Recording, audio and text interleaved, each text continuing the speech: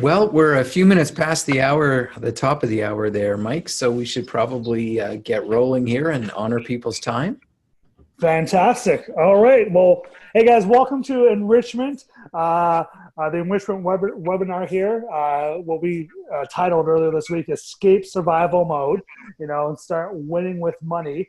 Before we get started though, let's go through a couple of housekeeping tips here. Is everyone, turn off everything in the background, even the mail. The first thing I want you to do is, just take part and turn off everything that you have going on in the background, Twitter, Instagram, Facebook, email tabs, all that stuff. Close that right now because we want to be engaged. We want you to be engaged with us and what's going on because we are going to have a lot of information tonight and we don't want you to miss it. The second thing on here is we want you to get ready to get down to business. All right, here's the deal. The content we're about to show you, really, I tell people it's going to transcend industry. It's transcending what the media portrays finances as, and also it's going to transcend what the banks and even the financial industry tell you. It's new information. It's different information than what you've probably heard.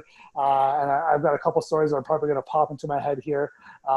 Just recently, this past week, I'll tell you one quickly. I sat down with a client, and she came to me just before she literally just signed up for coaching. And a week before she came to me, she had the mortgage person tell her to do all this stuff with her finances. And it was just bad advice. And so tonight we're going to set things straight. And really the information does transcend a lot of what you hear in the media and the industry. Okay. And this information is going to absolutely change your personal finances. But here's the thing. You have to be ready. You have to be focused and ready to absorb the content. All right. So we want to get you involved there. All right, and then obviously silence your phone. You and I know the biggest distraction we have are our phones, right? So if you silence your phone or silence your phone so you can stay focused as we deliver this content to you tonight. So welcome to Enrichment here. My name is Mike. Some of you may know me through some of the Facebook groups or I send you emails every now and then or we've connected somewhere somehow online. And with me co-hosting is Brad, a good friend of mine, a licensed advisor as well as an FPU coordinator over in Kelowna, correct? Yes, sir. All right, man. I want to make sure I got that right. I'm out in Toronto, so we're feels like worlds apart, but hey, online we are connected. And I'm a Ramsey preferred financial coach, and what that means is I spent a lot of time with the Dave Ramsey team and in a few areas, Toronto, Buffalo, and those areas. Anyone that's looking to work with one of the Ramsey guys or get connected with Dave's team and kind of do the one-on-one coaching thing, Ramsey kind of connects me with those guys, and I help them out. And so I've spent a lot of time down there training with Ramsey. I've talked about all that in a little bit here, and go into kind of my story a little bit there. So the content today is absolutely life-changing. And in my story, you're going to kind of learn how I kind of got onto this stuff and how it absolutely changed my life. And so I'm the biggest cheerleader of what I'm about to teach you today. What we're teaching is what I'm doing. And this isn't theory. This isn't something that I've just read and said, let me try and teach it to people. This is something that my household, we are absolutely living. I tell people all the time, my colors are black and blue. I've been in the trenches teaching this stuff and living this stuff and trying to figure it out for many years. Basically what I'm saying is the content is tried and true. We're teaching you stuff that we actually do and have done.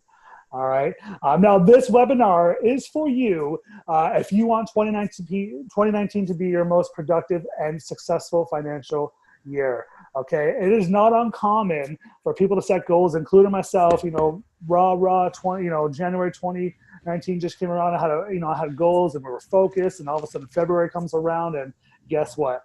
We are off the train. And so if you made a financial commitment this year, if you said, hey, financially, I want to set a goal, I want to do something different, I want to be different than 2018, and maybe you've fallen off already, well, this is a chance for a reset and a chance for you to really go and kickstart and activate your financial goals, okay?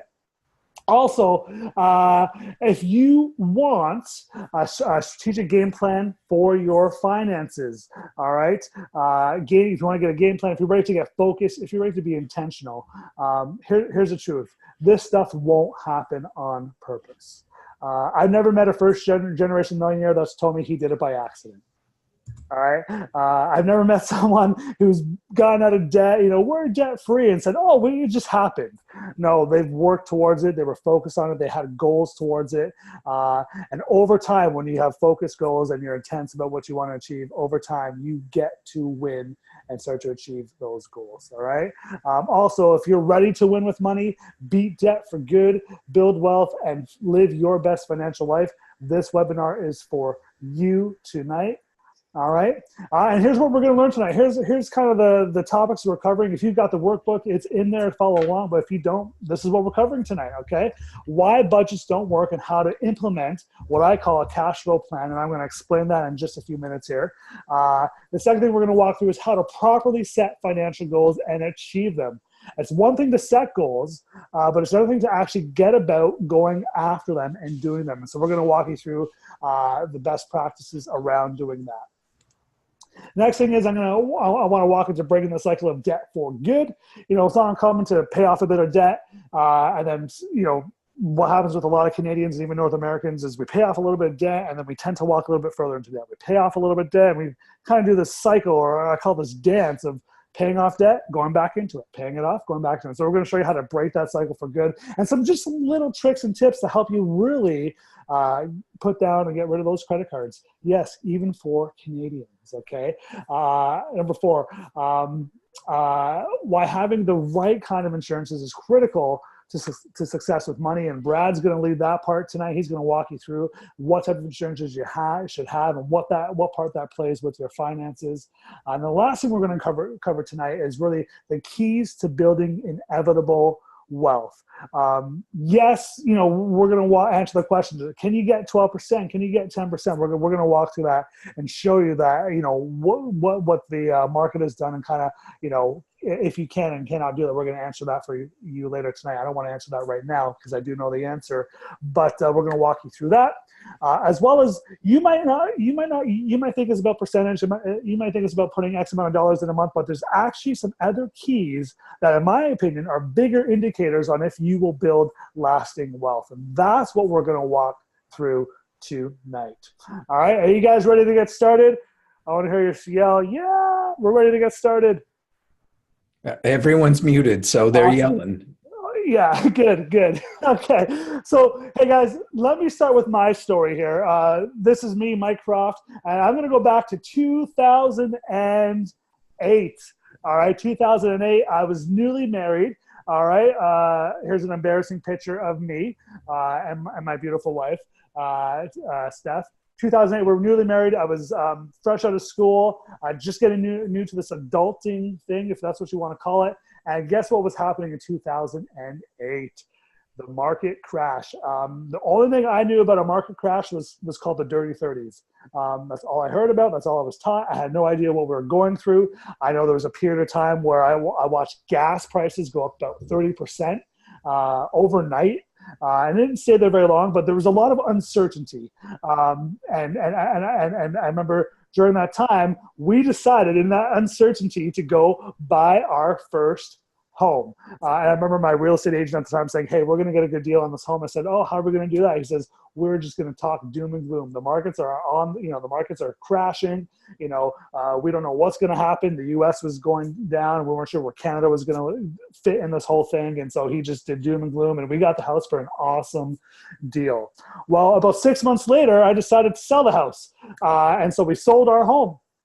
And the cool thing was, about 6 months later in Canada, the market had recovered a little bit. The government did some things, and we kind of realized that Canada wasn't going to be hit as hard. The market in Canada wasn't going to be hit as hard, so we started to recover. And because we started to recover, in about 6 months, I made a buttload of cash on the sale of that home. And so I got the idea that I could borrow money to build some wealth. All right, I'm this young kid trying to borrow money to build wealth, and so that's what we did. We went into debt, man. We went into a lot of debt: credit cards, student loans, lines of credit, car loans, business loans, whatever was out there. We were pretty much in it. But here's the problem: we didn't build any wealth. In fact, we just went further into debt, and we made a decent income at the time. And here's what I saw. I saw what our income was after all our basic expenses. The majority of my income that was left over was going back out to debt repayments and interest payments. And this idea of borrowing money to build wealth wasn't working for us.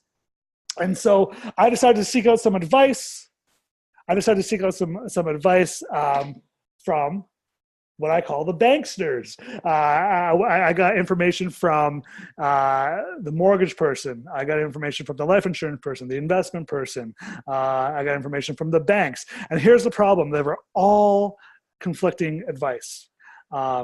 And what I figured out now that I'm in the industry and teach on it and all that stuff, that it was all biased opinions based on them making money, not on me making money, or they didn't have my best financial my best finances in their mind, or in their mind. So it was all about them making money, and it wasn't good advice for us at the time. So what happened? Well, frustrated, confused, obviously, angry, anxiety were all things that I felt. And if you've been in this situation, if you are like the majority of North Americans, then there's a good chance that you have felt these feelings and have used these words in your describing your finances as well. And so what we did was I decided that I was going to go and search out the answers. At the time, I was a full-time musician. I was traveling all over the world, and some nights I'd play in front of 10,000 people, big stadiums, and other nights I'd play in front of 10 people. That was the musician's life right there. Wow. And so during this time, I'm literally reading books on how to leverage more money because I didn't know what to do. All the advice I got was just to leverage more money. I thought maybe I did it wrong. Maybe I didn't borrow enough money. I don't know. And so I was reading a book at the time, How to Leverage Money and Do It Well. It was a different way of leveraging money. And on the radio, I'm in Virginia. On the radio comes the show. And the beginning of the show goes like this: debt is dumb, cash is king, and the paid off home mortgage has taken the place of the BMW as a status symbol of choice. I'm like, huh? Who's this guy? What's this information all about? Listen to the show. Obviously, it was the Dave Ramsey show. For those of you guys who know Dave, it was his show. Thought it was good advice, but I was kind of set on my plan on figuring out how to leverage more money to build wealth. And a couple of weeks later, I'm in the Chicago airport, getting ready to fly home. I was getting a book in the bookstore there to read for my flight home. And guess whose book was front and center? Take a guess, Brad. I'm going to go with Dave Ramsey. Dave Ramsey, The Total Money Makeover. And I thought, if there's a sign, this would be it, And so I bought the book, read it. I came home to my wife and said, we've got the plan. I know what we're going to do. And we spent the next I would say 4 to 5 years figuring out how to manage our finances, walking the steps. And so we got on a budget. But here's the funny news. When I tell people we got on the budget, they think right away it worked. We fought over that budget for months, trying to make it work. Why doesn't this work? Mathematically, it should work. And it didn't work. And we started to figure out that it wasn't all about mathematics. All right. We started to figure out some of the secrets to getting a budget to actually work. All right. And that's what we're going to teach tonight. After we got the budget worked, we started to work a plan for the debt, and we became debt free. It took some time. I'm not gonna, we were in it for about 2.5 years. Beans and rice, like we did the beans and rice. KD, I figured out how to make pita pizzas for 50 cents a piece. We didn't do the vacation thing for a good couple of years. Like we sacrificed hard, but guess what? We paid off debt, and we eventually became debt free. And through that process, what happened was friends and family saw what we're doing, and they asked me to start kind of helping them. They said, "Hey, Mike, teach us how to do this budget thing. Teach us how to get out of debt and not have to, walk back into debt every time life happens. How do we save and not dip into savings every time Murphy shows up, right? That type of stuff." And so I started just helping friends and family. I wouldn't consider myself a coach at the time, but what I was doing was I was coaching them. And did that for a couple of years. And I'll never forget this. I was living the dream. I was playing a show in California, my favorite state, surfing, and doing music. Yeah. The 3 things I wanted to do: music, California, and surfing. That was the dream. And so I would say that I was living the dream, Went onto the Dave Ramsey website. Something caught my eye that he had an offering for financial counseling training. A week later, I bought my ticket, went down to the Ramsey headquarters. There's Chris Hogan, if everyone knows Chris Hogan, and Christy Wright, if anyone knows Christy. Was trained. Those guys came in and taught me how to counsel people. Dave was there as well, teaching as well. And that started my journey into what I'm doing today, which is one-on-one coaching, teaching people the stuff that I went through. And part of what I love about it is I went through it. And so I understand the struggle. I understand, when the budget doesn't work and when couples aren't communicating and when, you're trying to pay off debt and you think you're doing well and all of a sudden life happens and the car breaks down and you've got to borrow money again. Like I've been there and did that. So that's why I'm passionate about teaching people finances and really more passionate about transformation and what it does for people. So that's my story, but enough about me. Let's hop into the lesson here. Pull out your workbooks. All right, get into your workbooks there, and we are going to start with success with money. So the first thing I'm going to tell you people to do is stop budgeting. And when you stop budgeting, you're going to start winning with money. And you say, Mike, what are you talking about? Stop budgeting. Here's the problem. Most people, and this is how it's taught, but most people aren't taught to do budgets. They're taught to do profit and loss statements, P&L statements. And what that is, hey, here's our income. Here are our expenses. Swipe, swipe, swipe, swipe. Oh no, we've overspent. Reset for the next month. Here's our income. Here are our expenses. Swipe, swipe, swipe, swipe. Oh no, and we've overspent. And then they start to say things like, well, budgets just don't work. Or my experience or my situation is just different. And the truth is your situation is not that different. The reason budgets don't work is because we're not doing them properly. We're looking at budgets as a mathematical equation.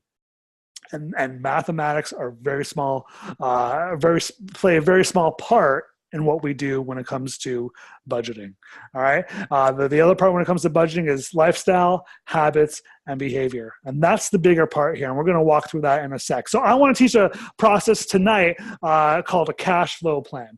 It takes the components of budgeting, but it adds to it. All right. And so here's some things you need to understand. When it comes to the cash flow plan, it's going to take time. When we started doing this, we thought we were smart because mathematically that first budget, we had it down. The income, the expenses, the budget balance. But guess what? At the end of the month, we didn't bounce with the budget. We bounced off the budget. And what we started to understand was, what we think we spend isn't what we actually spend. And so we've got to start to track this differently because just looking at the budget and what we hope to do wasn't working. All right. And so the process that we laid down, the process we started doing was a cash flow plan. And here's how it works. On one side of the paper, we sat down and said, what do we plan to spend this month? What's our income? So let's just say you make $5,000 a month. We've got to go and spend that $5,000 a month. And we would go and project what we would think we would spend on. Where do we think we're going to put the money? For example, let's just say $5,000 income. Think of this 5,000 loonies, so to speak. All right. And we had a $500 grocery budget. We would take 500 loonies and put that into our grocery category. And we walk all the way down through our transportation, medical, all the way down to the very bottom. And the goal was to have that budget equal zero. Now, here's where life came in. What we start to realize with a cash flow plan, or cash flow plans are 10% mathematics, 90% lifestyle, habits, and behaviors. And so it took us 20 minutes to get the math down. That was the easy part. The hard part was our lifestyles, all right, our habits and our behaviors. They weren't matching up with what we were putting down on paper. And so on the other side, we had to start tracking what we were actually spending. And so we would sit down and say, hey, we plan on doing $500 in groceries this month. Oh no, we're actually doing about $750 in groceries this month. And what happens with the cash flow plan is because it shows you the lifestyle, it starts to show you your habits, it starts to show you your behaviors.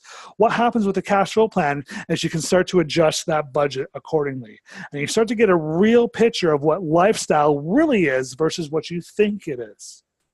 See, it's not uncommon to sit down with someone and have them, when we do this whole budgeting process, and to sit down with them and say, hey, so what do you think you're going to spend on restaurants this month? Oh, not much. Maybe $100.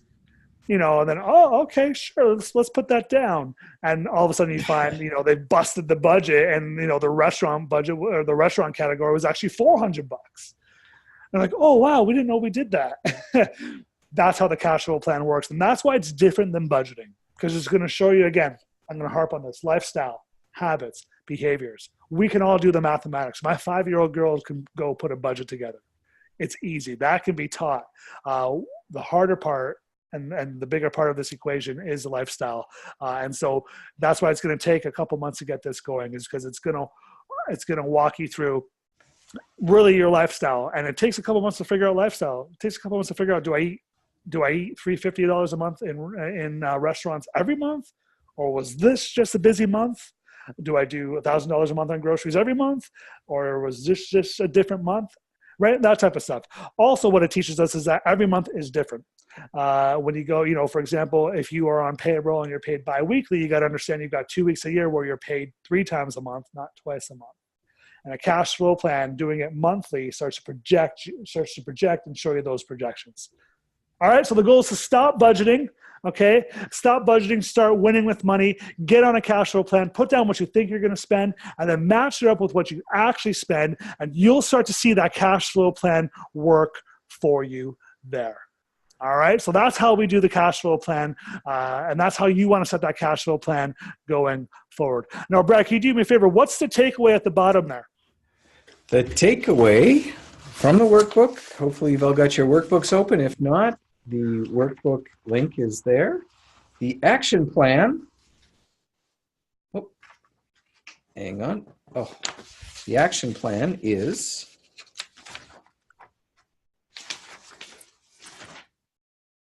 start your budgeting. Start your budget using a cash flow plan.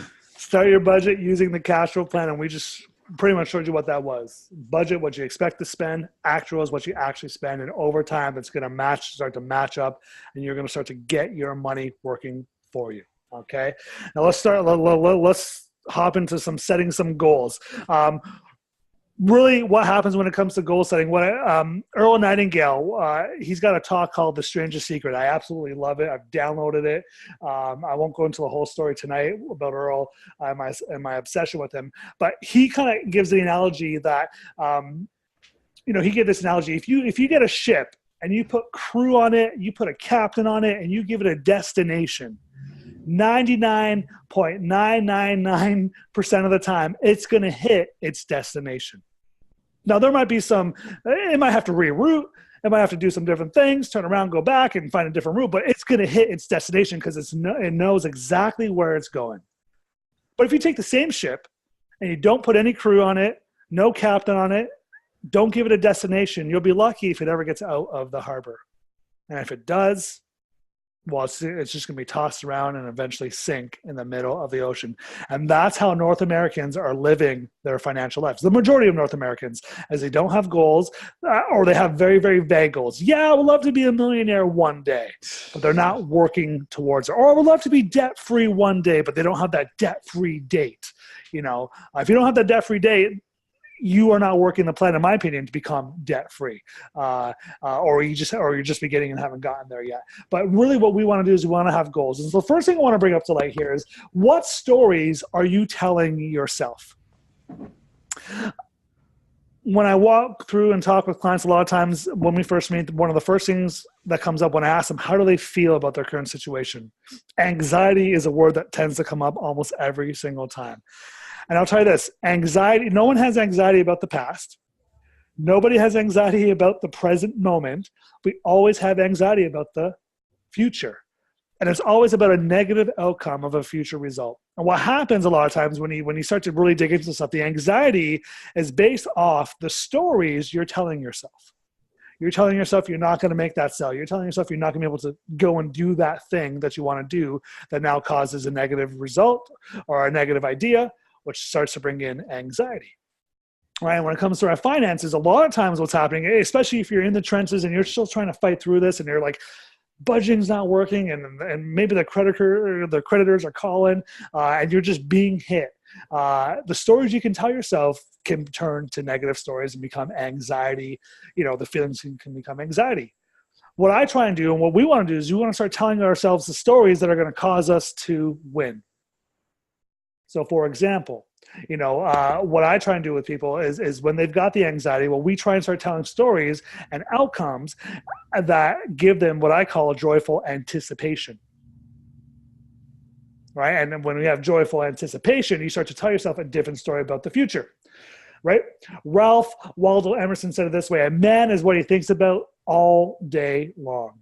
Your thoughts are very powerful. Your thoughts around setting goals and your thoughts around money and a bunch of other stuff, and we're going to show you some different areas to set goals in, are very powerful, very powerful, and to you achieving that goal. And here's another one. William James: the greatest discovery of my generation is that a human being can alter his life by altering his attitudes. Your attitudes and your thoughts are going to help you achieve that goal. All right. So Zig Ziglar or Brian Tracy, there's a bunch of them out there that they all kind of came up with this idea called the Wheel of Life. We've probably heard it from many different people. All right. And there's 7 areas you want to set goals in. Okay. So we've got career goals. We've got financial goals. We've got spiritual goals. We've got physical goals. We've got intellectual goals. We've got family goals, and we've got social goals. Now, when Zig goes on to explain the Wheel of Life, he kind of says it this way: think of a bicycle, a bike wheel, with all the different spokes, and each spoke, on this wheel to life, or each category on the wheel to life is like a spoke. And if you set goals in one category but not another, well, you're going to be riding a flat tire. Right. And naturally, you're going to have some strong areas. Naturally, you're naturally going to set goals in some areas, and those are going to be the areas that you're just strong in. And other areas you're going to be weaker in setting those goals. But the goal is to try and set goals in each and every area so that you become a well-rounded person, human being. All right. So obviously, we've got financial in there. When we work with clients one-on-one, we really dive into that those financial goals there to help them walk through and really set and achieve. And here's the thing. I mean, if you can conceive it and start to actually really believe it, like feel it in your heart and the being, you will begin to start achieving that goal. Now, obviously within reason, I'm not going to become the next NHL superstar. It's every Canadian's boy dream to get into the NHL and play hockey as a career. That was my dream growing up, and my time has passed for that. I know that, but if we can set these goals within reason and start to believe these goals, then there's no doubt in my mind we're going to start to see success in these areas.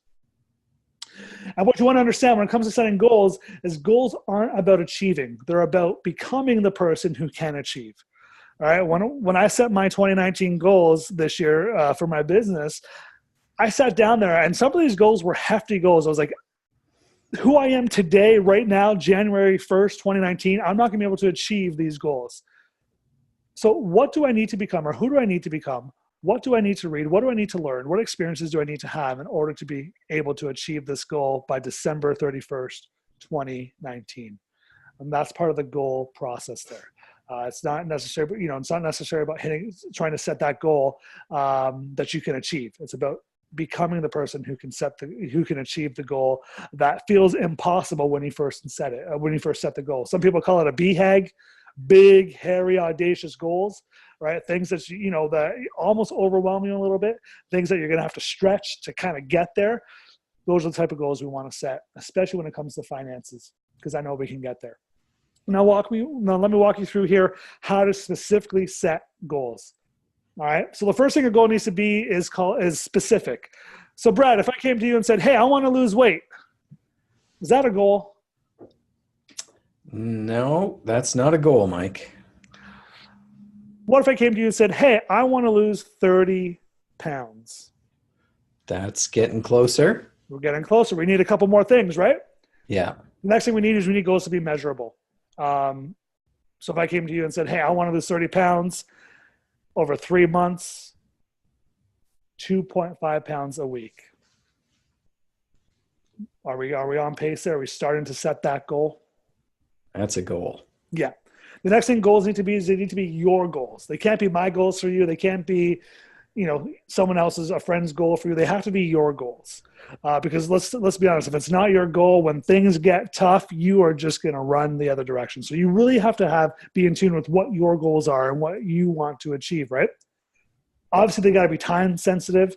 And the last thing here I tell people is they have to be written. There's an old saying that goes like this: thoughts detangle themselves passing through lips onto pencil tips. And here's what happens. When we write our goals down, it causes us to slow down. And when we slow down, we start to work out that goal, not only mentally, but we start to physically feel it. Okay, when it's written, we get to refer to it daily, weekly, monthly, and we get to measure up as to where we are on that goal. Are we hitting it? Are we hitting, the time sensitivity there? Are we hitting the goals weekly? Are we hitting the goals monthly? I find when it's written down is when people really start to get active on that goal, both consciously and subconsciously. And I won't go into the subconscious stuff tonight, but that's kind of what's happening there. So be specific. Goals have to be measurable. They have to be yours, time sensitive, and written. So Brad, if I came to you and I said, hey, I want to lose 30 pounds in 3 months, that's 2.5 pounds a week. I'm going to stop eating Big Macs. I'm going to stop eating French fries. I'm going to hit the gym 3 times a week. All right. And I'm going to write this down so I can measure my success against my goal. That's awesome. That's a goal and a plan. That's a goal and a plan right there. That's how you set goals. And so when it comes to finances and what we want to do with our finances, your goal, your action step right now is to go and set a goal. All right. So go out there and set that 3-month goal. What do you want to see happen in 3 months? Maybe that's paying off an extra $5,000. Maybe that's saving up $5,000 for that vacation. Maybe it's putting money into that car fund, that type of thing. All right. So go and set your 3-month goal. That's your action step tonight for our goals. All right. Let's talk about some debt-ucation. All right. One thing you have to understand right now is debt is the most marketed product in our culture, hands down. The other day there's a coffee shop. If you're Canadian, you probably know this, Tim Hortons. If you're American, maybe you have Tim Hortons in your state, but they're everywhere up here. Every corner you can go and get a Timmy's. Did you know that Tim Hortons now has a credit product? I can go sign up for a credit card through Tim Hortons, and my cashback rewards are Timbits, donuts, and coffees. Woohoo! Right? That's a new product. Rogers is a utility company up here. They now have their own credit card, and they give you their cashback rewards in terms of discounts on your monthly cell phone bill or internet bill or whatever you have with them. Debt is the most marketed product in our culture because it's one of the most profitable products for companies. Everybody, do you remember a company called Sears? Kind of, yeah, maybe. They were this big powerhouse for years. And from what I understand, the way the story goes is back in the 80s, they were one of the first companies to come out with their version of a credit card. And it was one of the most competitive credit cards at the time. It kind of led the way into the points and perks thing that we're seeing today, the cashback rewards. They were kind of one of the first guys to do this, or the first companies to do this. And what they found was their debt department was the most profitable department for the company. And when they came into some trouble, they sold a portion of it to Chase, kept them afloat. They came into some trouble again. They sold a portion of that debt department away, kept them afloat. And then when they came into trouble at the end, that department was gone. And obviously Sears is now history, and we know what that history is, right? And so don't second guess the power of these companies using credit cards and the cash back and the points and the perks, to get you to buy their product and stay in debt. All right. And so if debt's the most marketed product in our culture, then we have to understand that the very essence of marketing is to disrupt your peace. It's basically there to say, hey, you won't be happy until you have this product from my company.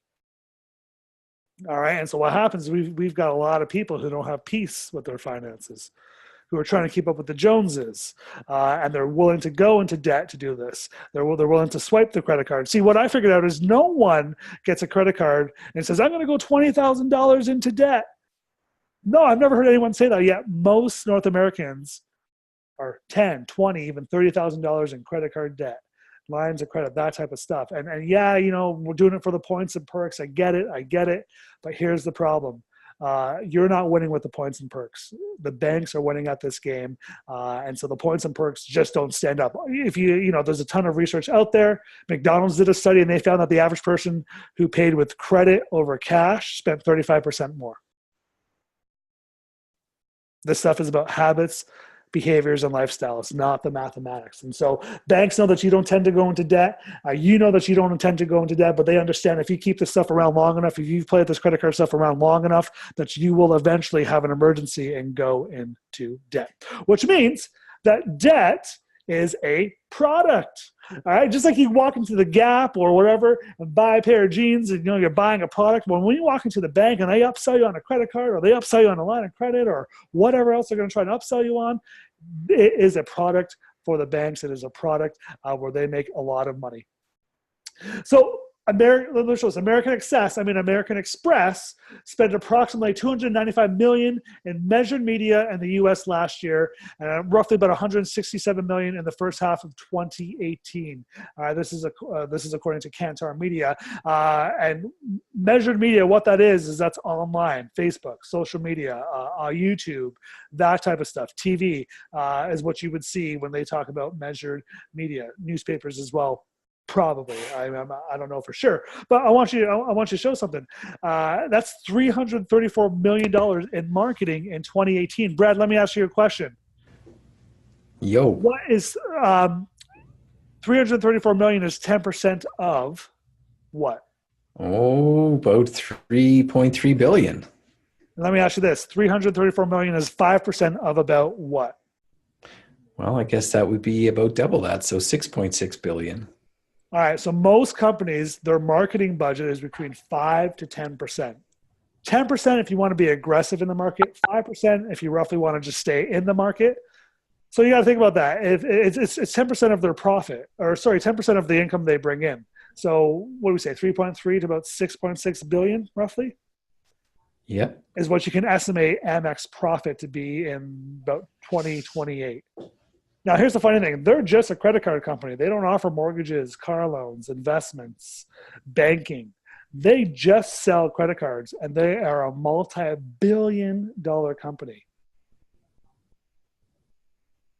To which I say, oh no, right? They're making a lot of money off interest that you and I, or me at one point, but not anymore, that many Canadians and North Americans are using points and perks for, and they're making billions of money, billions of dollars off this money. All right, and so the idea is this: if you want to take the island, you've got to burn the boats. You can't look back. If we're all in, we got to hop all in. So let me give you some points here. Let me give you some pointers to taking the island and not looking back. Okay, when it comes to your credit cards, all right, transition from using credit to debit and cash. Forget about the points and perks. Yeah, even if you pay it off every month, stats still show that you will overspend using credit over cash. All right, so start to transition from credit to debit and cash, okay? Next thing is put automatic transactions onto your debit credit cards. We've got these things called debit credit cards in most provinces, and all the states we have them for sure. I think there's one province in Canada right now that doesn't have this product, but every other province has it, and it works great. I've been using mine for 5-6 years. I remember when it first came out with the bank that I bank with, and I remember walking in there, seeing that they had it, and I started educating the tellers on how the product worked, and started educating them on how to sell it. I love it. It's great. Basically what it is, it acts like a credit card, but it's a debit card. It's money you actually have. It's money that's in the account, and you can use it online. You can use it booking hotels. You can use it for booking flights, all that stuff I use my card for, and it works, okay? So I find a lot of times what happens is people kind of have these little, they'll have the Netflix charge or the Apple iTunes or all these little subscriptions on the credit card still. And the idea is let's burn those boats. Let's get rid of them and not use them again. All right, and debit credit cards are the way to go to burn those boats and not have to use them. All right, for those who do not have access to debit credit cards yet, and again, that's a small percentage of people, but I know there's a few of you out there because I've received emails literally about a week and a half ago of a couple provinces saying we don't have this product in our province. What I want you to do is go get a secured credit card, okay? A secured credit card is going to allow you, what it is, basically the idea with credit cards, it's OPM, other people's money. All right. And so with secured credit cards is you're borrowing against your own money. You put up the security, you go put up a $1,200 security, they give you $1,000 credit card. All right. And it starts to transition you from borrowing other people's money. All right. So if you don't have the option for the debit credit card yet, a secured credit card is your next best option. All right, and that's your debt education here. I'm going to hand it over to Mr. Brad Macbeth here, and he's going to walk you through 2 other secrets to winning with money and with life. Take it away, Brad. All right. Thanks, Mike. And so let's grab the last point there. So what's the action plan for the credit and debit? I'll put time on your calendar. Make a plan to transition from credit to on debit. The calendar, to go get your debit credit card to go and transition your automatic credit payments onto your debit payments now. And man, that takes some work, but I'll tell you what, when we did that, it's so freeing. It's just magnificent. And once you get it switched over and you're doing it the other way, like there's just not even the slightest question of going back. No, you burn the boats, man. You can't go back. You burn the boats. It does take a little bit to get there, but you get there. It's worth it. Absolutely. So thanks very much for all that, Mike. Just a quick hit so everybody knows who I am that I don't know that's with us here tonight. My name's Brad Macbeth. I am an FPU coordinator. If you don't know what that is, that's Financial Peace University. That's Dave Ramsey's kind of flagship course. And just mute there. And I've actually taken a bunch of people through Financial Peace University over a whole bunch of sessions. And I am an independent licensed financial advisor. I've been in this business helping people with their finances for about 16 years.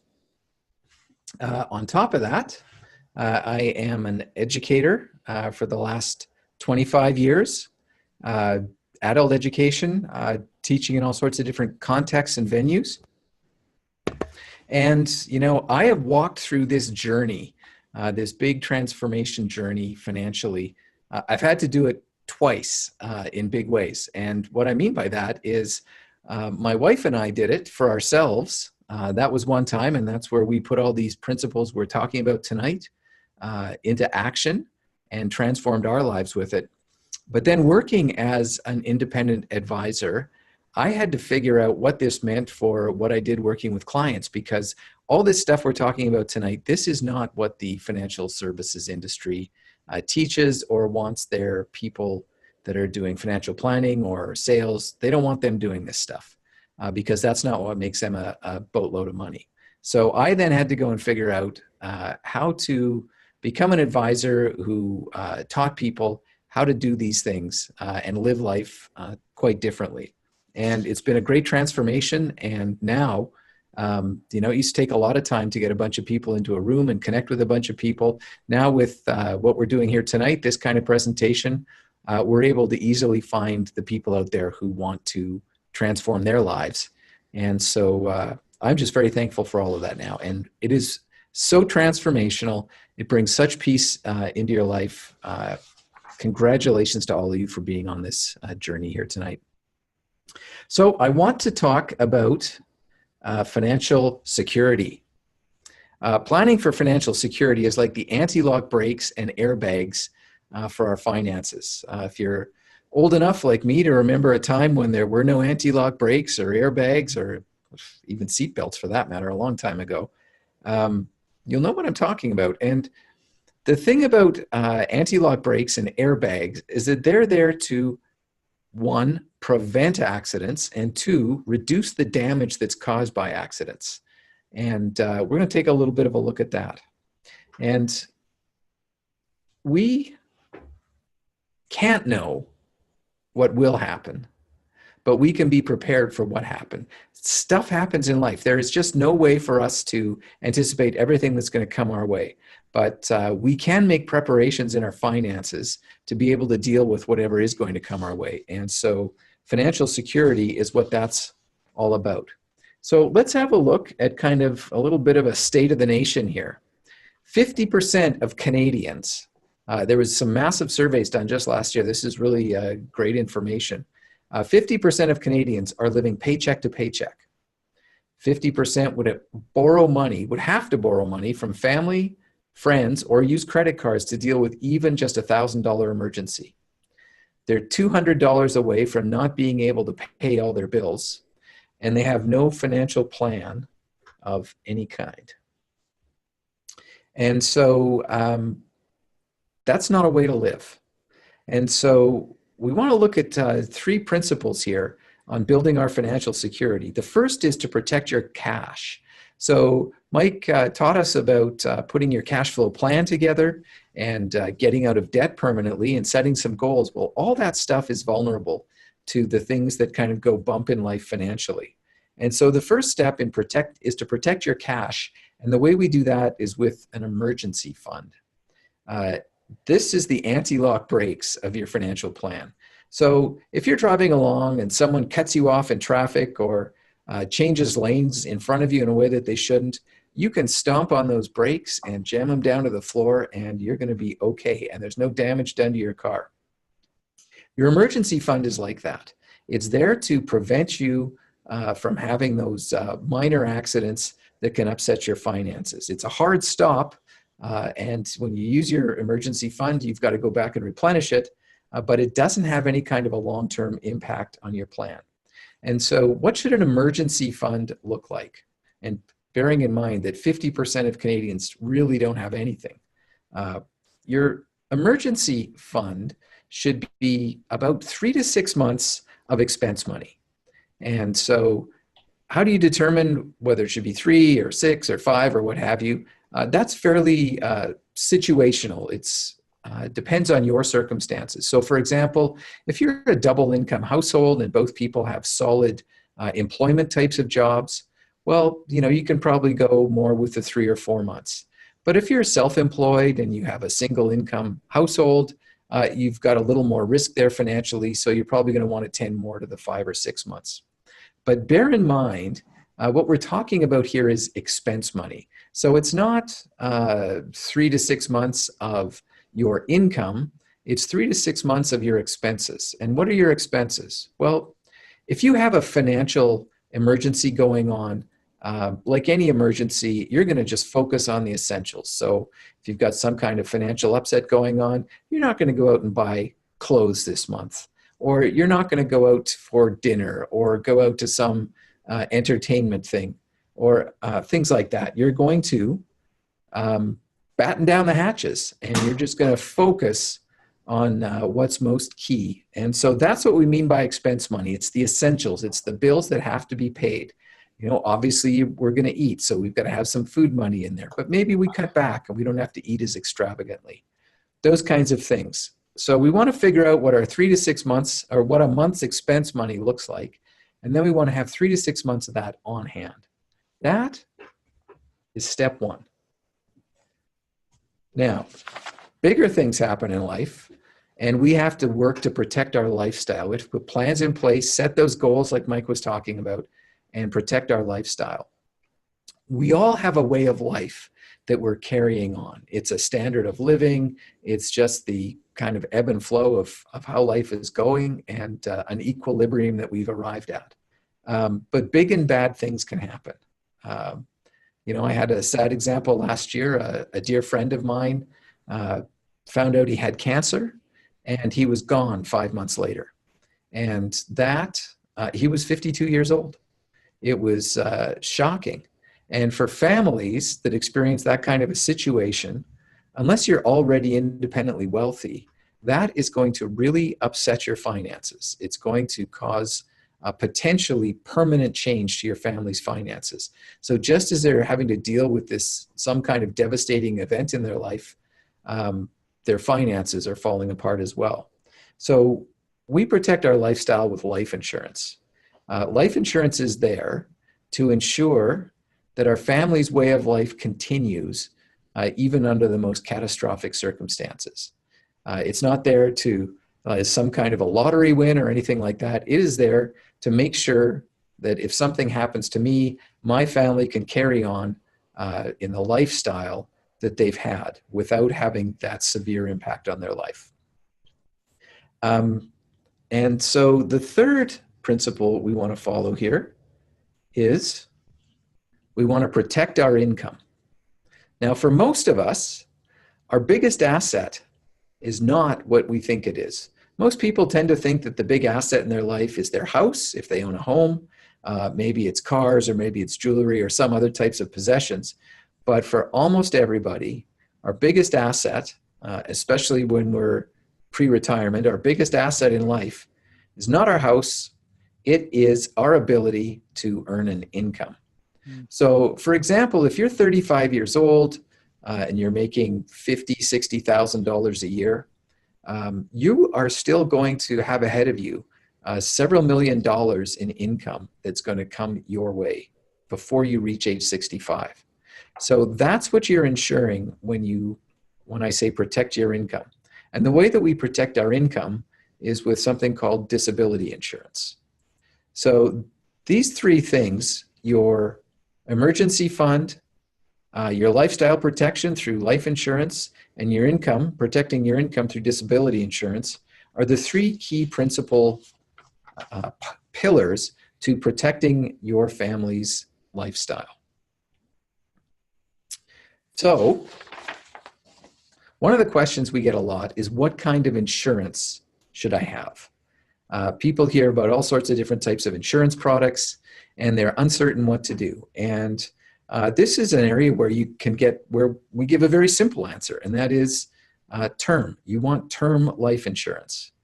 The other types of life insurance are generally called cash value types of life insurance. They have names such as whole life insurance or universal life insurance. But those are insurances that carry with them some kind of an investment or financial growth component. And insurance is an expensive and a low return place to invest and grow money. It's not a great place to accumulate money. If you want to grow money, you want to do that in a separate kind of investing and saving category, not inside your life insurance. So it's much better to invest elsewhere. You'll get better returns and you'll have lower fees on that. So what I'm essentially saying is you want to avoid gimmicks, bells and whistles, all that kind of stuff. Simple protection is all you need. Universal life and whole life, I'm not saying nobody ever anywhere should ever have those products, but they have some very specific and narrow uses for tax planning, for business owners, or for the wealthy. They can have some nice features, but for the vast majority of Canadians, they are not good tools for providing for your family's financial protection, for putting that financial security in place. They are expensive, and they will gobble up a lot of your money keeping them in place. Just as an example, typically a family with young children, they might be spending between $50 and $100, maybe a little over, dollars a month on all their insurance. Whereas families in that same category that have whole life insurance, they're often spending $300 and $400 and $500 a month. And so that's not a great use of your money. That money should be divided so that you're getting the basic insurance, and that bigger sum is going to your investing for the future and earning a better rate of return and costing you less to do so. Now, there's some really nasty insurance out there that you really want to avoid, and that's mortgage insurance and creditor insurance. They're uncertain, they're expensive, and they protect the lender. They don't protect you. So they are not great products at all. You may not even be aware that you've got these products. Often people aren't aware that they've got this on their credit card, for example. They don't look closely at their credit card statements. They don't realize that they're paying an amount every month, often based on the balance that they're carrying on their credit card. And it's a very high amount for the amount of life insurance coverage they get there, or disability coverage. The uncertainty that comes from these products is that when you buy standard term life insurance, you go through a bit of a process, you submit an application, the insurance company looks closely at your application, and then it issues your policy. Once they've issued that policy, you're golden. You have that contract, and if something happens to you, it's going to pay out. With mortgage or credit insurance, that's not at all what happens. If you've purchased or obtained these products before, you've maybe had that experience, you're at the mortgage broker, you're excited because you're about to get your new home, and they ask you as they're filling stuff out, oh, do you want life insurance on this? Well, that sounds like a good idea. So you say, well, sure, what does it take? And they go, oh, it's just simple. They check the checkbox, you initial that, and they ask you 5 or 8 or 10 questions maybe. And you go away from there, A, now with a significant monthly payment for that insurance, but B, you think that you're protected. But what happens from there is that the life insurance company doesn't actually go and investigate these questions until or unless you make a claim. And so fast forward, and maybe it's 10 years later, and something catastrophic's happened, a spouse has passed away, and you're like, well, thank goodness, the house will be paid off anyway. You go to make a claim on this life insurance, and you find out that, so there's a question about how the spouse answered the question 10 years ago. Well, first off, you can't recall what went on 10 years ago. And secondly, the spouse is not there to actually address the question. And so this leads to an unfortunate number of people being declined the payout when they make claims on this type of insurance. For example, in Australia, they did a survey and they found that 75% of those policies did pay, but 25% of those policies, when there was a claim made against them, did not pay out. So 1 in 4 who submitted a claim were not paid the benefit that they felt, that they believed that they had in place. With conventional life insurance, it's less than 1% that don't get paid out, and those are always because of fraud. So it's the mortgage and creditor insurance is not a good product, and it really needs to be avoided. So here's your action plan. We can't know what will happen, but we can be prepared, so be sure to prepare. So your action plan is to review your current insurance policies. Now, let me add a caveat there. Don't cancel anything. Go and have a look at what you've got, and if you need to make some changes, then go about doing that. But don't cancel any insurance coverage that you currently have until you put new insurance coverage in place. But you need to go have a good close look at what you're paying. Have a close look. If you've got mortgage insurance, that should be included on your mortgage statement. You can see how much you're paying there. And and have a close look at your credit card statements. Any kind of credit you've got, look on there and make sure that there's not some kind of a line item in there for insurance coverage. And if there is, go and look at getting the right type of insurance coverage in place. And once you've got that, make sure you cancel those, because those are not going to serve you well. All right, so let's round the horn here and move into step 5 for tonight, our final step, inevitable wealth. How can we save and invest with confidence? So what do we mean by inevitable wealth? Well, what we mean is that there are things that you can do, steps you can take, that if you follow them, if you build yourself a plan and follow it, using these principles, you will inevitably build your wealth where you need it to go, for that goal that you have set. But let's start again with a bit of a reality check. All right, 32% of 45 to 64-year-olds have nothing saved. So let's just think about that for a moment. 45 to 64 years old is the key time where you need to have accumulated your wealth and be growing your wealth rapidly, so that you can get yourself lined up for retirement. And all that retirement is that moment in time where we switch from living off the income we earn from working to living off the income that we generate from the assets that we own. So if you're 45 to 64 years old and have nothing saved, you've got a lot of work to do. You've got a very steep hill to climb. Now, 53% of Canadians don't know if they're saving enough. I'm going to assume they're separate from those 32%, because I assume if you're of the 32% who have saved nothing, you know that you're not saving enough. So 53% don't know if they're saving enough. And here's what that results in. Canadians believe, when they're asked, this was just them surveyed, they believe that they need $756,000 to retire. And in many situations, currently right now, that might well be the right amount of money for them. However, they believe that, but they actually only save $184,000 for retirement. So they get to retirement, they don't have the $756,000 they believe they need, they only have $184,000 that they need. And those 32% of the 45 to 64-year-olds that don't have anything saved yet, they're going to have a heck of a time even getting to 184,000. So that's kind of the state of the nation.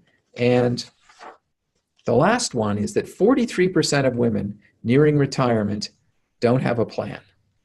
And why do we single out women? Well, the number one reason is because women are, if they're married, are going to outlive their husbands. And so they need a plan even more than their husbands do. They should, of course, they should have a plan together, but we need to have a plan. And we encounter people all the time who are in their golden or elderly years who are in either dire straits or a state of real difficulty and confusion because now they're managing their finances, which they've never done before because their spouse passed away and they have no plan to do so. So how can we not be among these people? How can we build inevitable wealth?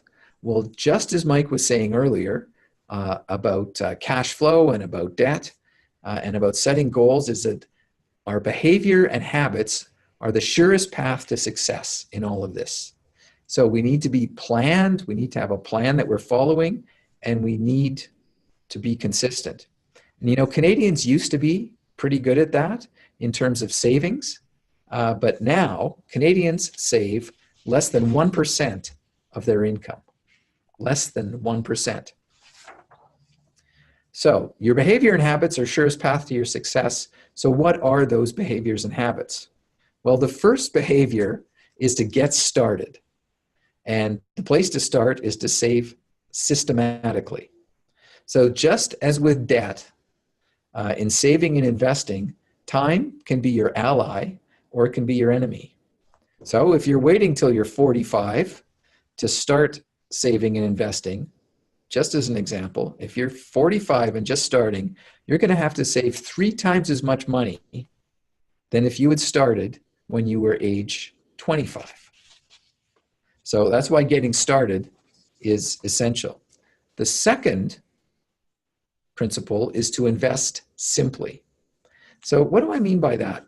A lot of people, they hold back or they're concerned about investing because they're confused. They don't quite know what to do. It all seems very complicated. And it can be, but it doesn't have to be. We can invest simply. So for example, the stock index called the S&P 500, which is a measure of the stock market, the broad stock market in the United States, has consistently over long periods of time averaged 9.5 to 10.5%. Over the last 60 years, that number has been 9.85%. Over the last 10 years, because we've been in quite a long stock boom, that number has been 14.2% rate of return on the S&P 500. Now, the nice thing about the S&P 500 is it's highly diversified. So if you're investing in the US stock market like that, you get diversified. Canada, for example, only has 3 main economic sectors. The US has 10. And so this is why we want to be a global investor, not strictly investing in Canadian stocks and mutual funds.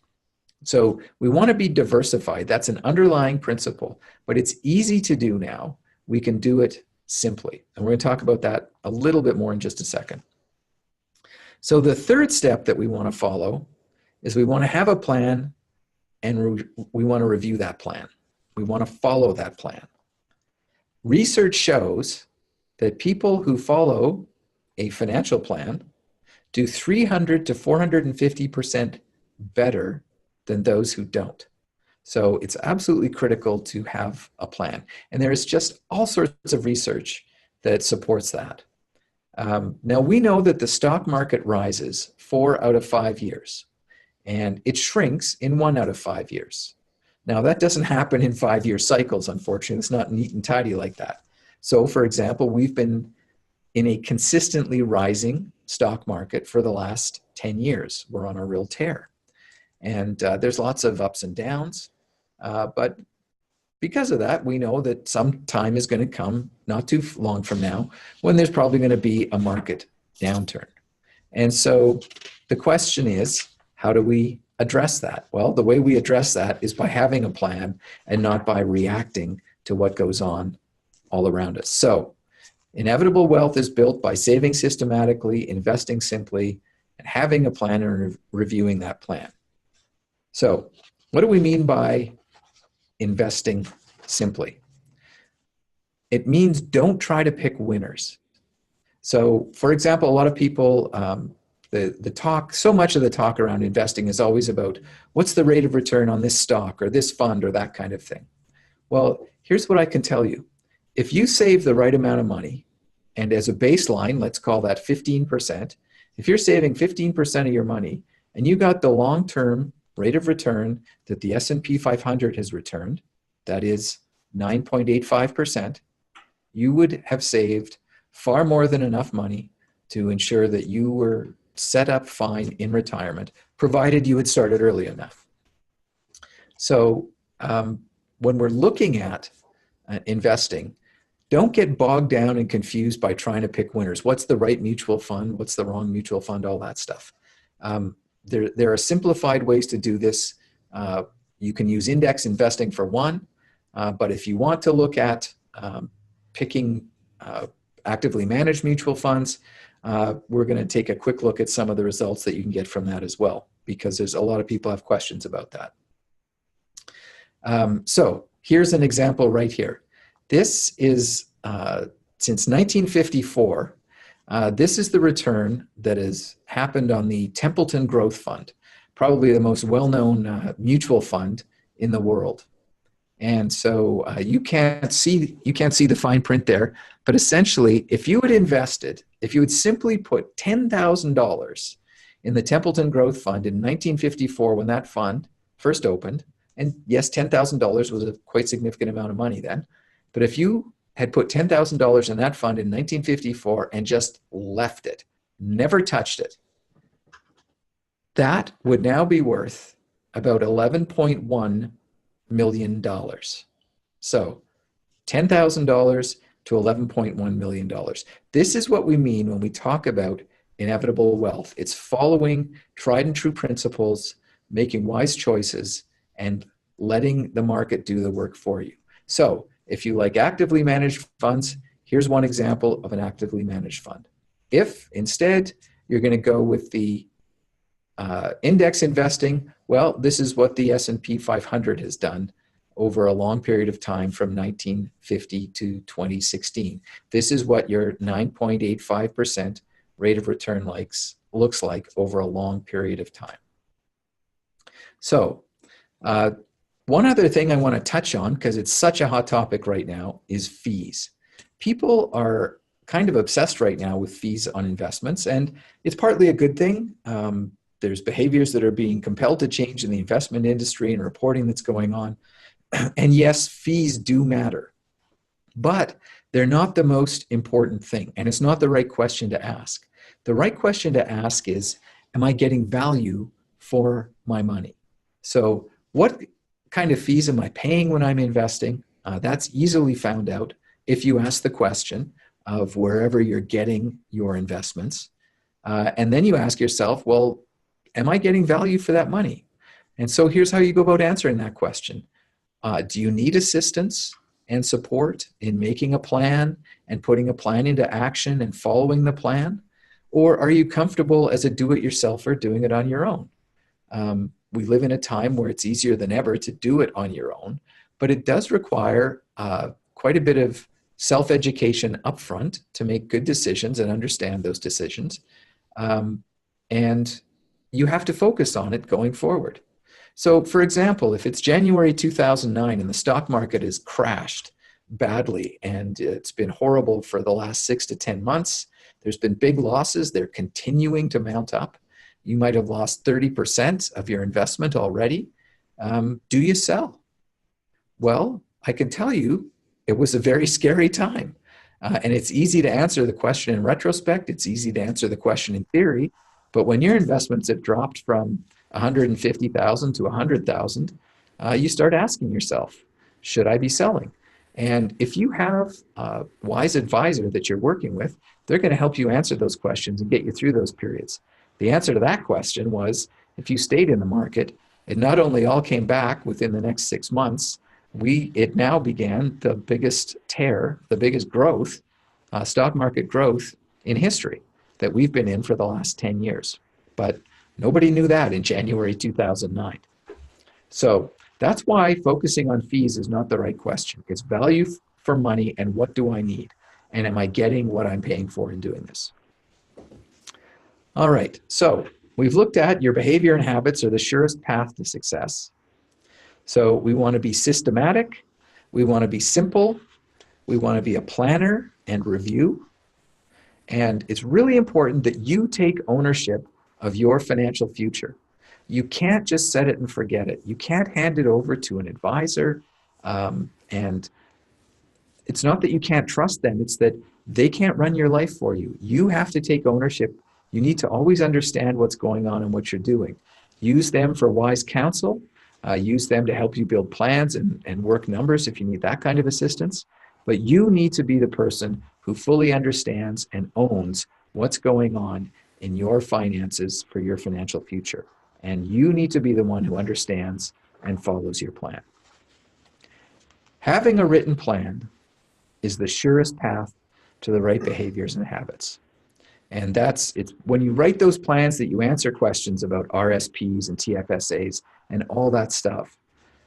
That is a complex tax planning question, not just a minor, where should I put my money question. So let's review what we've looked at. Your steps to success. Number 1, cash flow. Build your cash flow plan. Number 2, set your goals. Number 3, live debt-free. Number 4, build your financial security. And number 5 is follow your plan to build your inevitable wealth. And so with that, I am going to turn it back over to Mike. All right. Thanks, Brad. Thanks for that teaching time there and bringing some good content there. Guys, here's what I want you to remember. We've talked about how to implement a cash flow plan. We've talked about how to kickstart your goals, how to burn the boat, take the island, how to live debt-free or start to live your process to living debt-free and not have to use credit cards or rely on credit cards, how to protect your wealth, and even how to build some wealth. All right. Here's what I want you to understand. Don't try to put everything in place at once. I want you to gradually introduce these concepts. All right. So if you're just trying to figure out how to do the budget thing, well, let's just stick there on the cash flow plan and start to master that. That's going to take a good 3 to 6 months to really get it flowing. Once we've mastered that, let's move on to the debt. Or if we're in the debt section here, we're paying off debt. We've got our debt-free date, our debt goal. Well, let's focus on that before we start investing, or focus on that before we start doing the 3 to 6 month emergency fund. Okay. Whatever step you're on, focus on that before you move over to the next step. See, what happens with a lot of Canadians and what happens with a lot of conventional financial advice is they try and get you to do 3-4 things at once. Let's pay off some debt and save for a bit of emergency fund and do some investing. And what happens is people, they spread themselves out too thin. They spread themselves out too thin. All right. And then they don't feel like they're making any progress. And a lot of times they're not making progress. Well, if we can get focused on one thing at a time, we can start to win with money. All right. So here's what I've come to believe. You do not lack the desire to get on a winning game plan with your money and your finances. Brad and I, we don't question that for 1 second. You're live on the webinar. You're watching the replay. You're in the Facebook groups getting the answers. However, what we do question is, do you have a sense of focus? like we just talked about. Most Canadians aren't focused around finances. But if we can get focused on one thing at a time, laser focus on one thing at a time, we'll start to make progress a lot faster. See, if you're going to win with money this year, if you're going to win with money in 2019, it's because you found a sense of focus. All right. And when it comes to winning with money, hitting your financial goals, the goals that we had talked about today, like we talked about today, it's because they have a plan, or because you have a plan for consistently executing on the things that matter most. All right. So you have to have a plan.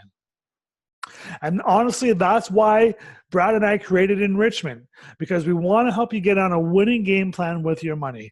Start to achieve your financial goals, give you the accountability that you really want, that you're looking for, and giving you that type of accountability will exponentially grow your financial situation. You'll exponentially see results in those areas. And so Enrichment 2019, what we're doing this year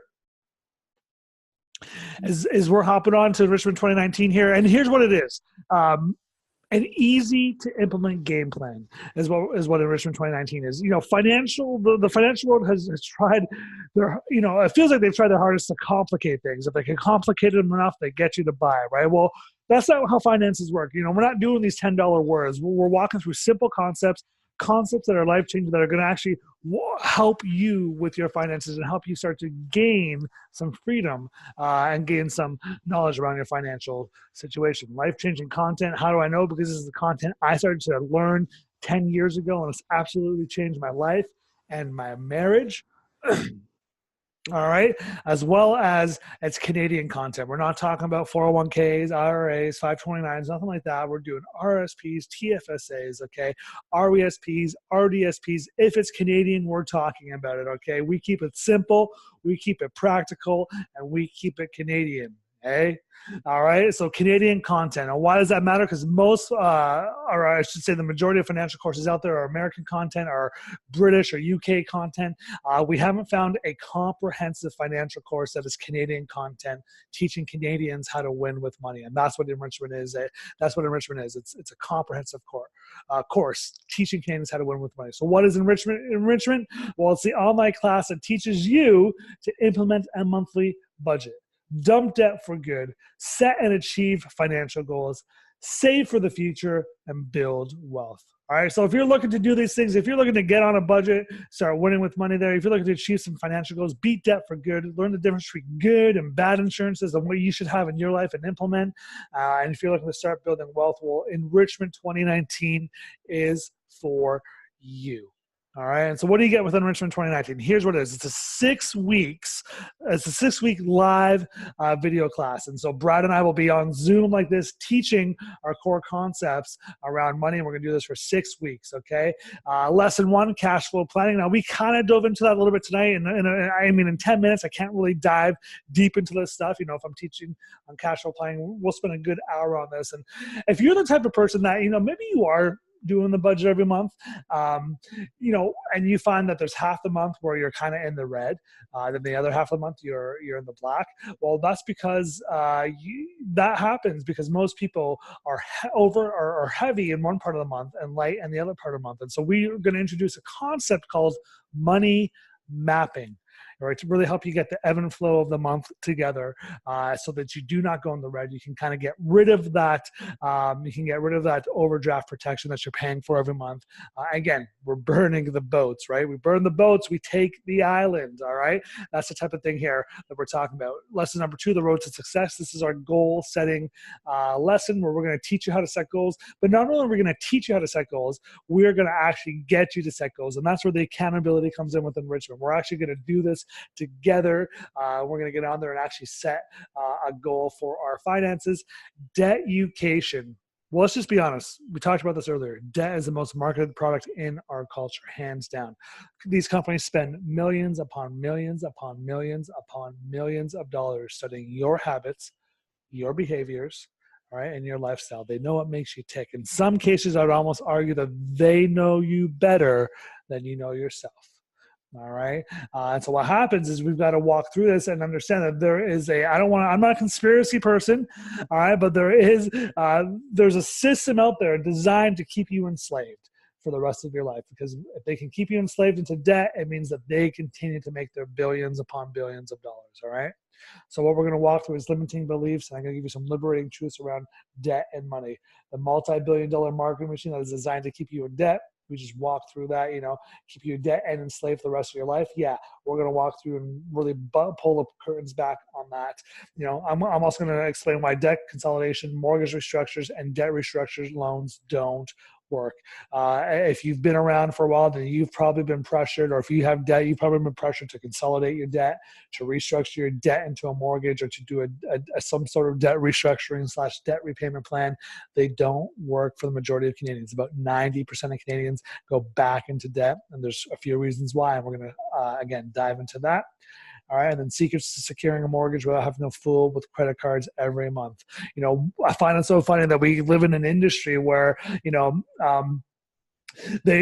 go to buy this house and they want you to build this credit score, but the whole credit score is about borrowing money.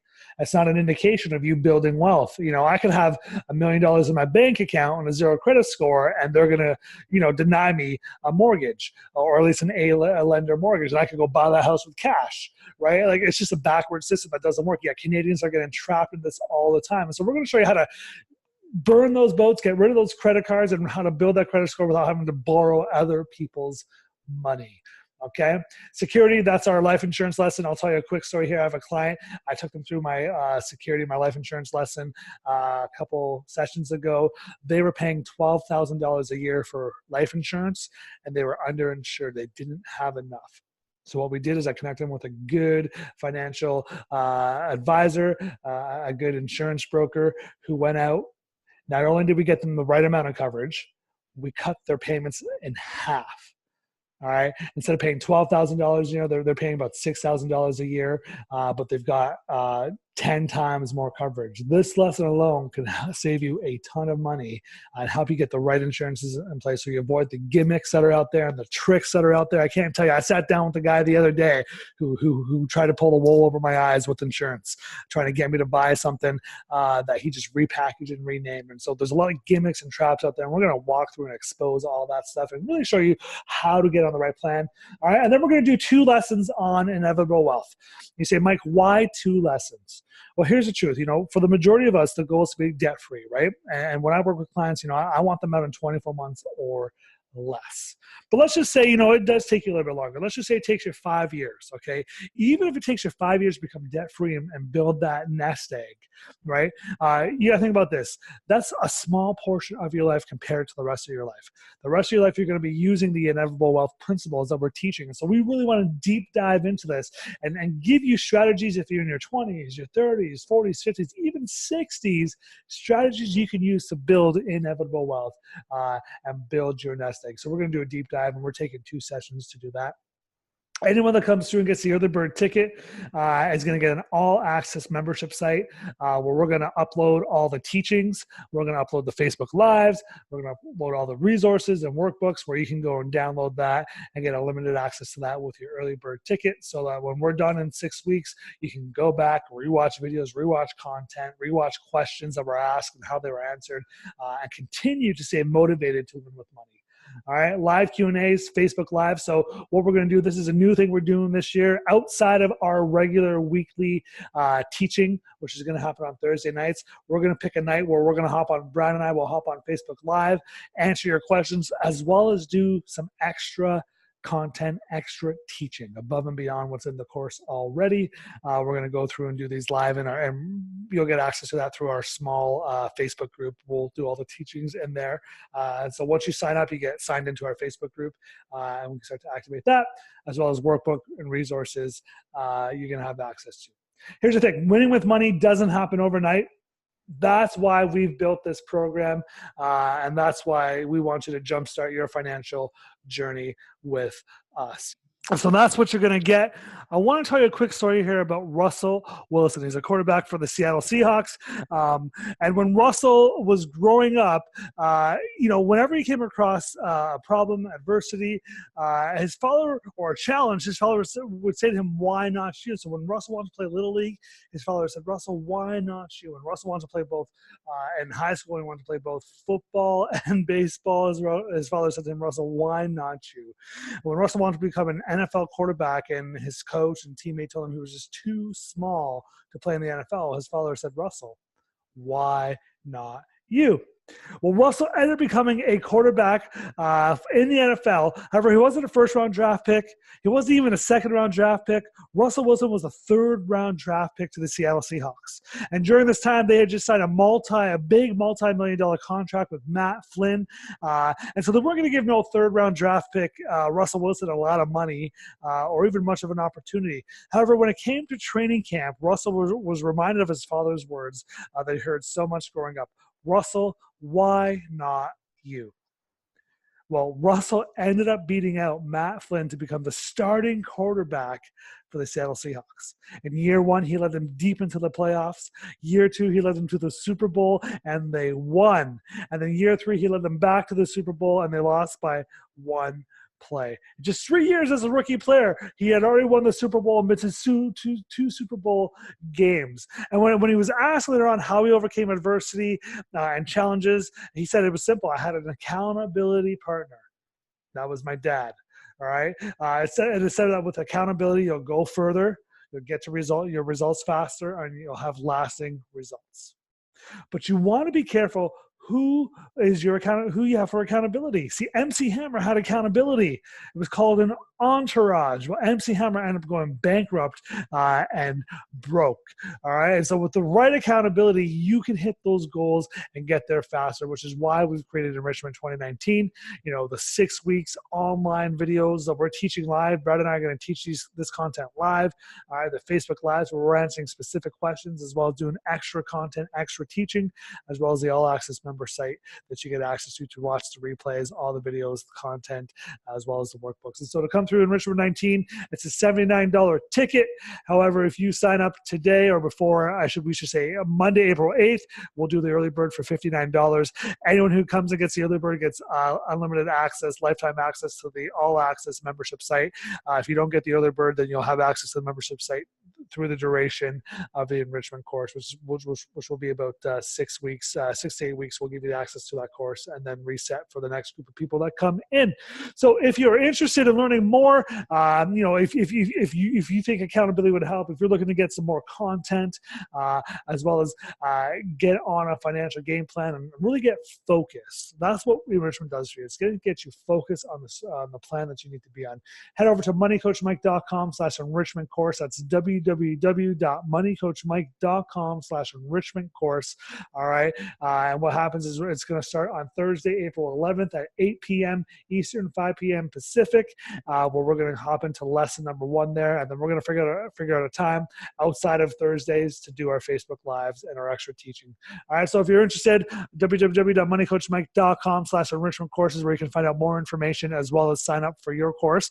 All right. And so if you're looking for change, if you are ready to burn the boats and start to really get on a plan and get focused with your finances, and we'll see you in Enrichment 2019. So I want to thank you guys for joining the webinar tonight. What we'll do is we'll open up for questions. If anyone has questions, we'd love to answer those questions. If there's no questions, then we'll kind of just end it here and let you get on with the rest of your evening. We'll see you in Enrichment. So Brad, I'll let you open up the lines there, or maybe raise a hand. I'm not sure what's going on the back end there for being able to answer questions, but let's answer some questions.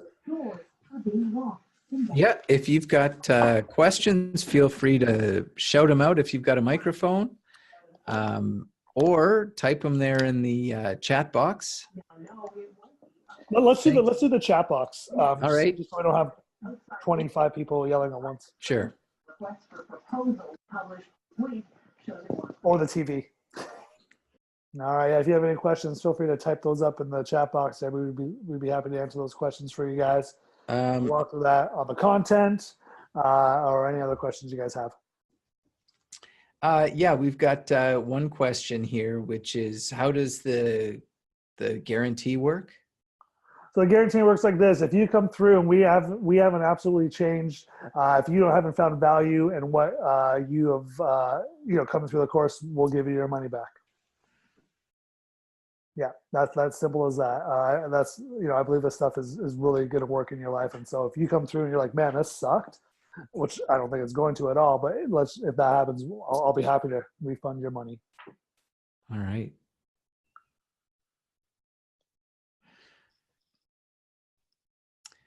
All right, another question. So you referred to needing a credit score. So you're going to uh, talk about that in detail in the course? Yeah, yep. You need a credit score for certain things in Canada at the moment. So basically, what we'll do is we're going to walk you through how to build that, and in a way how to build it without the conventional ways that are being taught out there. And so we're going to teach you the boundaries around it, how to do it, and really, there's only one reason, in my opinion, why you need it, and we're going to walk you through that and how that looks.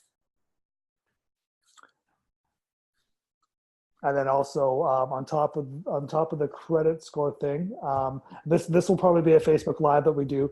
I'll teach you how to look through a credit report, so you can look for fraud, or instances of fraud. And basically, the goal behind that is to show you how you can look for fraud, instances of fraud, so that you never become victim to fraud.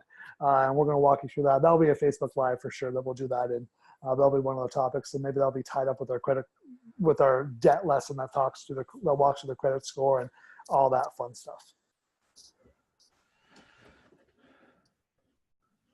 Cool.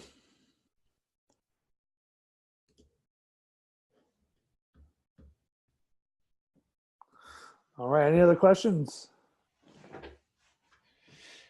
I think that's it for now. So we'll have an email out tomorrow early with the replay link for those who want to watch again.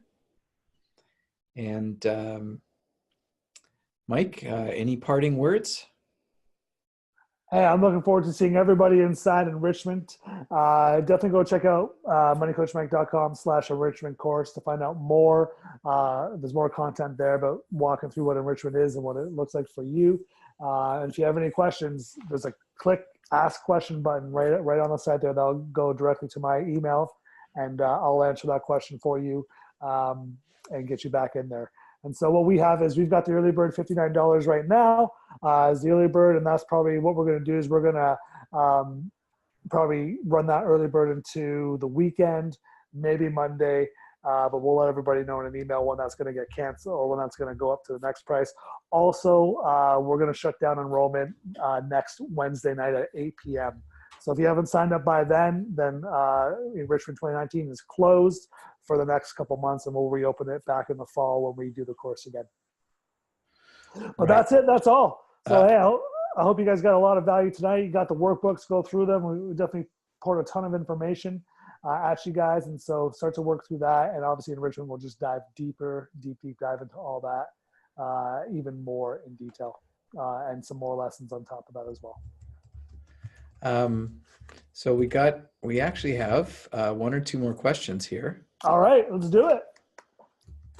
The first is, I'm just starting and I can't cut up cards because I'm short. So Mike, we're going to address a plan for that, right? Definitely. Yep. Can't cut up cards. I'm assuming because you're short on money every month. Yeah. Is what I'm assuming there. We're going to show you how to do that, how to work through that and walk through that. And again, enrichments where we'll be able to get specific in terms of specifics to your situation. Obviously tonight was general, kind of an overview general, but enrichment we'll dive in specifically. For sure.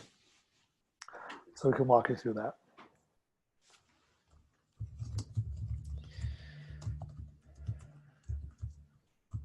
All right.